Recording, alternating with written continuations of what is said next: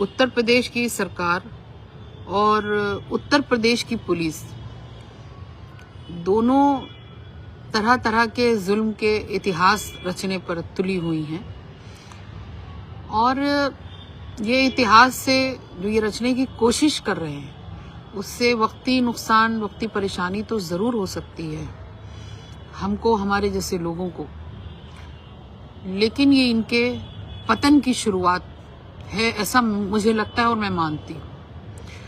मैं बिहार के मुख्यमंत्री नीतीश कुमार जी और उत्तर प्रदेश के मंत्री संजय निषाद जी के खिलाफ पुलिस के पास गई थी और एक तहरीर दी थी कैसरबाग कोतवाली में, जिस पर मेरी ये कोशिश थी कि इस पर मुकदमा लिखे और उचित कार्रवाई की जाए। जब नहीं सुनी गई तो मैंने पूरी कोशिश की कि मैं कमिश्नर ऑफ पुलिस जो लखनऊ के हैं उनके पास जाऊं।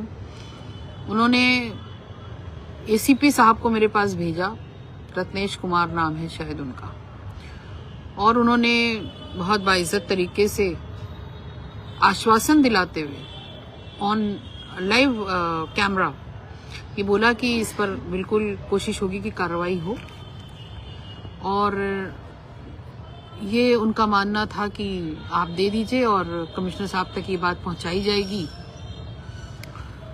लेकिन 2 दिन हो गए थे कल, वो तब भी वो बात कमिश्नर साहब तक नहीं पहुंची, और क्योंकि वो पहुंचानी ही नहीं है वो बात, अगर पहुंच भी जाएगी तो वो उन लोगों को बहुत ऊपर से इन सारे मामलों पर उनको रोक लगाई गई होगी यकीनन कि उस पर कोई कार्रवाई ना की जाए।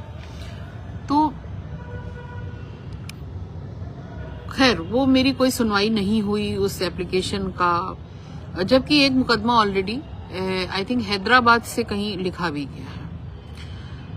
बहरहाल वो उस पर कोई कार्रवाई नहीं होती है, बल्कि होता यह है कि उल्टा कल रात में मेरे पास पुलिस ऑफिसर्स आते हैं और ये कहते हैं कि आपको ये एक्सेप्ट कर लीजिए, ये नोटिस है आपको और फला तारीख को आपको हाजिर होना है। मैंने कहा ना तो मैं हाजिर होंगी ना मैं इसको एक्सेप्ट करूंगी, इसलिए क्योंकि मैंने कोई गुनाह नहीं किया, जुर्म नहीं किया। आपने मुझे 3 दिन तक अनऑफिशियली बंधक बना करके रखा पुलिस ने, और अब वो ये उम्मीद कर रहे हैं कि मैं उस पर से अपने ऊपर मुकदमा भी ले लूं। तो मैंने पूरी तरीके से सख्ती से इस बात को मना कर दिया और कि मैं नोटिस लूंगी और इस पर कोई भी मैं प्रतिक्रिया दूंगी या करूंगी। मुझे मेरे लॉयर्स ने भी मना किया कि प्लीज इसको एक्सेप्ट ना करें आप। तो उन्होंने मुझे व्हाट्सएप के जरिए उसको भेज दिया। ये एक बहुत ही अजीब सी बात है कि मुकदमा लिखवाने गई हुई महिला को आपने उल्टे मुकदमे में लाद दिया, जैसे हुआ था हाथरस में भी हुआ था, और बहुत सारी जगहों पर ऐसे सुनने में आता है कि किसी बच्ची के साथ रेप हो गया, वो अपनी रिपोर्ट लिखाने गई तो उल्टा पुलिस वालों ने उसी का रेप कर दिया। ये है मानसिकता और ये कार्य प्रणाली है इनकी। इस मॉडस ऑपरेंडी का कोई जवाब नहीं है मुख्यमंत्री जी। ये बेटी बचाओ बेटी पढ़ाओ मिशन शक्ति, अभी तो वो दिन भी पूरे नहीं हुए, शायद मुझे लगता है 90 दिन का जो आपका वो था टाइम पीरियड, कुछ ही दिन हुए हैं अभी, मतलब कुछ दिन बाकी हैं। बल्कि मिशन शक्ति का नजारा देखने को मिला, बेटी बचाओ बेटी पढ़ाओ का भी नारा देखने को मिल रहा है देशव्यापी तरीके से, और उसके बाद महिला सशक्तिकरण की एक जिंदा मिसाल। और कुछ दिन पहले कुछ सालों पहले मुस्लिम महिलाओं को न्याय दिलाने की बात हो रही थी 3 तलाक के जरिए।